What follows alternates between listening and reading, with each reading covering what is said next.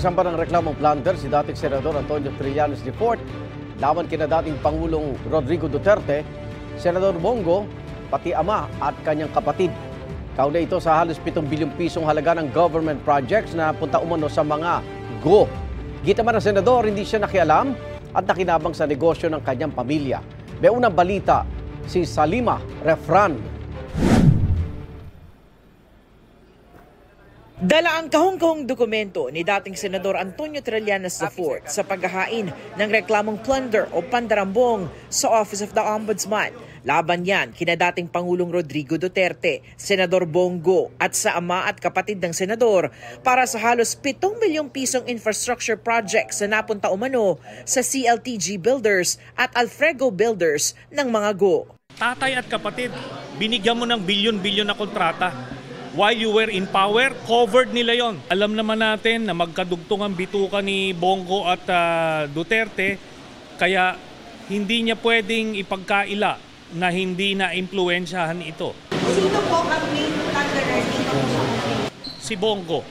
Kasi siya yung central figure dun sa tatay at kapatid, tapos yung kanyang relationship with Duterte enabled this. Alegasyon ni Trillanes, nasa 200 proyekto umano ang nakuha ng mga kaanak ni Go. Mula nang maging mayor si Duterte noong 2008 hanggang sa maging presidente ito. Karamihan umano ay nasa Davao Region at Davao City. May flood control, merong mga road widening, lahat-lahat.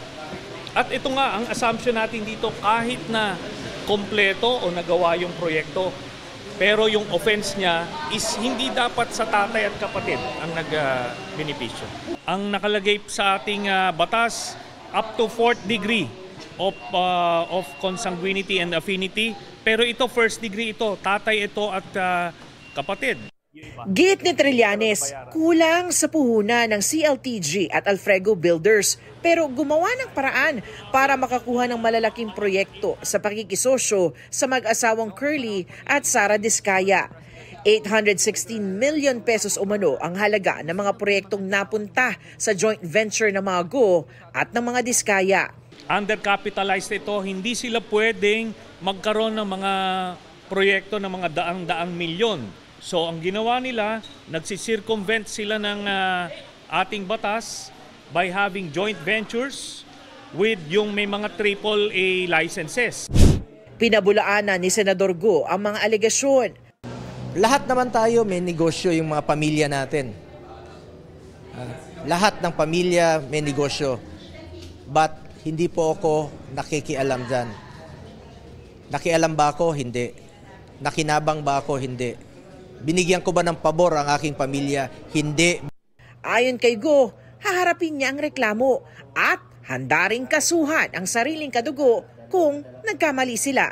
Meron naman pong COA na pwede naman pong tumingin kung meron bang pagkukulang o meron bang irregularities dito sa mga proyektong ito. Kasuhan niyo po. Kaya sabi ko nga, ako pa mismo, willing po akong kasuhan kahit kapamilya ko, kahit sino pa yan. Ayon kay Ombudsman Jesus Crispin Remulla, naihain na noon sa Department of Justice ang reklamong ito. Pero agad raw pinadala sa Office of the Ombudsman ng Prosecutor General noon na si Benedicto Malcontento na hindi dumaan sa Justice Secretary na noon ay si Ombudsman Remulla. Itong kasong ito ay pag-aaralan pa. Hindi nga ako nagkaroon ng pagkakataong makita ang mga papel na to nung panahon na yon. Dadaan niya sa evaluation, fact-finding at preliminary investigation. Dagdag pa ni Ombudsman Remulla, maaaring makatulong ang reklamong ito sa gumugulong ng investigasyon nila ng DPWH sa CLTG at sa mga Diskaya. Binibigyan kami niyan ng hudyat kung saan kami dapat tumingin. Kasi nga, interesado kami dyan, pero kung nandyan na ang dokumento at meron na siyang mga project number, mga identifying marks, mas madali namin mahahanap yan sa DPWH. Ito ang unang balita sa Salima Refran para sa GMA Integrated News. Igan, mauna ka sa mga balita, mag-subscribe na sa GMA Integrated News sa YouTube para sa iba't ibang ulat sa ating bansa.